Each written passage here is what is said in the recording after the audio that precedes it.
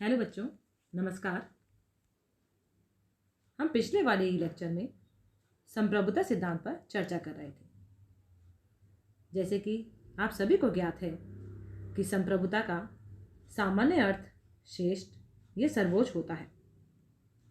सामान्यतः इसका तात्पर्य हर स्वतंत्र राज्य में एक ऐसी अंतिम सत्ता से है जिसके आगे फिर कोई अपील नहीं होती है।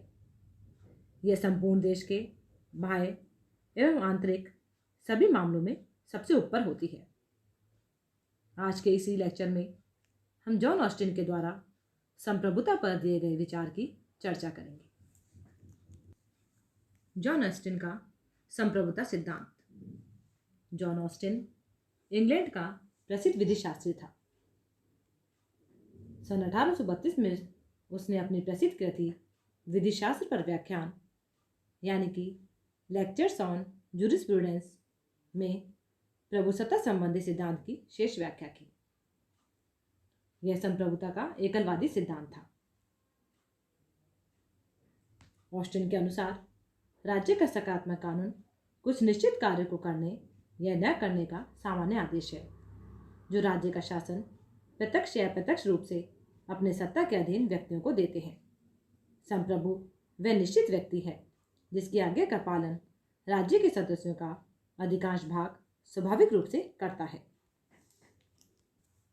1832 में प्रकाशित अपनी इस पुस्तक में ऑस्टिन ने कानून की परिभाषा देते हुए कहा है कि प्रत्येक कानून पूर्णतः उचित अर्थ में एक व्यक्ति अथवा व्यक्ति समूह की एक स्वतंत्र राजनीतिक समाज के सदस्य अथवा सदस्यों को दी गई आज्ञा है जिसमें वह व्यक्ति अथवा व्यक्ति समूह संप्रभु है। बेंथम की भांति ऑस्टिन भी सामाजिक समझौते के सिद्धांत को असत्य मानता है। उसका दृष्टिकोण भी उपयोगितावादी है। यद्यपि जॉन ऑस्टिन पर हॉब्स तथा बेंथम का काफी प्रभाव पड़ा, परंतु उसके सिद्धांत फिर भी काफी भिन्न है। उसकी परिभाषा के अनुसार संप्रभु एक निश्चित व्यक्ति है। उसकी आज्ञा का पालन समाज का अधिकांश व्यक्ति स्वभावतः करता है, यानी कि वह किसी अन्य संप्रभु की आज्ञा पालन का आदी नहीं है तथा कानून संप्रभु की आज्ञा मात्र है। उक्त ढंग से कानून की परिभाषा करने के उपरांत ऑस्टिन प्रभुसत्ता के सिद्धांत को इस प्रकार से स्पष्ट करते हैं कि यदि कोई निश्चित व्यक्ति जो समाज में किसी अन्य की आज्ञा का पालन नहीं करता है बल्कि समाज का विशाल भाग स्वाभाविक रूप से उसकी आज्ञा का पालन करता है, तो वह व्यक्ति उस समाज का संप्रभु है और वह समाज संप्रभु को मिलाकर एक राजनीतिक और स्वतंत्र समाज है। ऑस्टिन के प्रभुसत्ता संबंधी सिद्धांत के आधार पर प्रभुसत्ता के जो लक्षण दिखाई देते हैं वे इस प्रकार से हैं। इसमें से पहला है कि प्रभुसत्ता सदैव एक निश्चित व्यक्ति या व्यक्तियों में रहती है। अनिश्चित व्यक्ति या जनता को प्रभुसत्ताधारी नहीं कहा जा सकता। राजसत्ता किसी सामान्य इच्छा अथवा लोकमत अथवा परमात्मा में भी नहीं रहती है। तथा दूसरा जो प्रभुसत्ता का लक्षण है वह यह है कि प्रभुसत्ता आंतरिक तथा बाहरी दोनों क्षेत्रों में असीमित और अनियंत्रित होती है। ऑस्टिन की परिभाषा के आधार पर प्रभुसत्ता का जो तीसरा लक्षण दिखाई देता है वह यह है कि यदि किसी समाज में प्रभुसत्ता नहीं है तो वह इसके बिना कदापि राज्य नहीं हो सकता। तथा जो चौथा लक्षण या विशेषता प्रभुसत्ता की दिखाई देती है वह यह है कि देश में कानून केवल प्रभुसत्ता द्वारा ही बनाया जा सकता है। लोकमत या विधानसभा को कानून बनाने का अधिकार नहीं है। तथा जो पांचवा लक्षण है प्रभुसत्ता का वह यह है कि प्रभुसत्ता असीमित तथा निरंकुश होती है। छठा लक्षण हम प्रभुसत्ता का इस प्रकार से देख सकते हैं कि राजनीतिक समाज का विभाजन दो वर्गों में हो जाता है, एक शासक वर्ग और दूसरा शासित वर्ग। इस प्रकार से ऑस्टिन के प्रभुसत्ता सिद्धांत के अनुसार प्रभुसत्ता की शक्ति अविभाज्य होती है तथा इसकी आज्ञा का पालन अधिकांश लोग स्वभावतः करते हैं।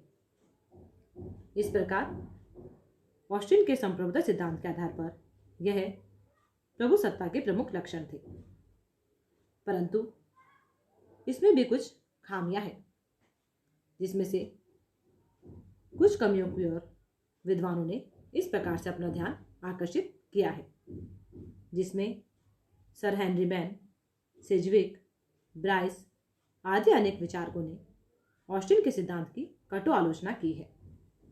यह आलोचना निम्नलिखित कारणों से की गई है।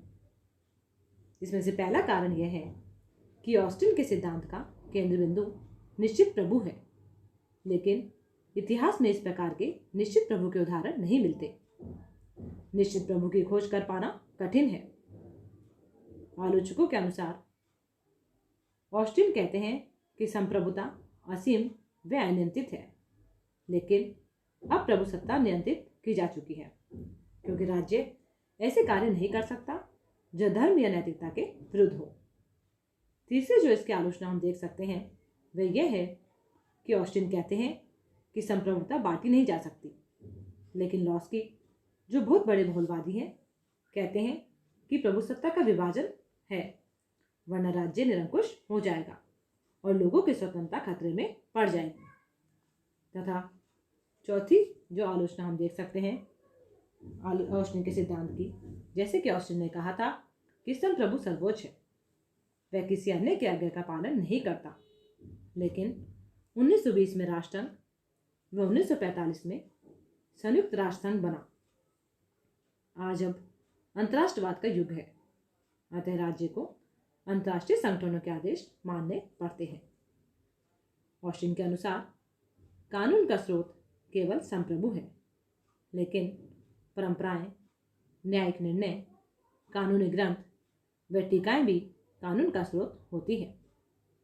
तथा जैसे कि ऑस्टिन का सिद्धांत लोक संप्रभुता का विरोधी है। लोकतांत्रिक देशों में संप्रभुता एक व्यक्ति विशेष में न होकर जनता में निहित होती है। इस आधार पर ऑस्टिन के संप्रभुता सिद्धांत की आलोचना की गई है कि यह जन संप्रभुता का विरोधी है।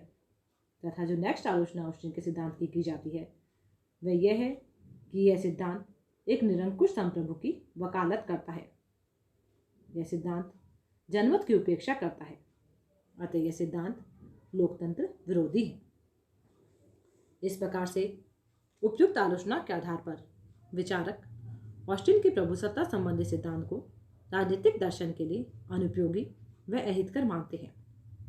इस सिद्धांत से राज्य की निरंकुशता को प्रोत्साहन मिलता है, परंतु दूसरी ओर यदि हम कानूनी दृष्टि से ऑस्टिन के सिद्धांत को देखें तो यह सर्वथा ठीक है।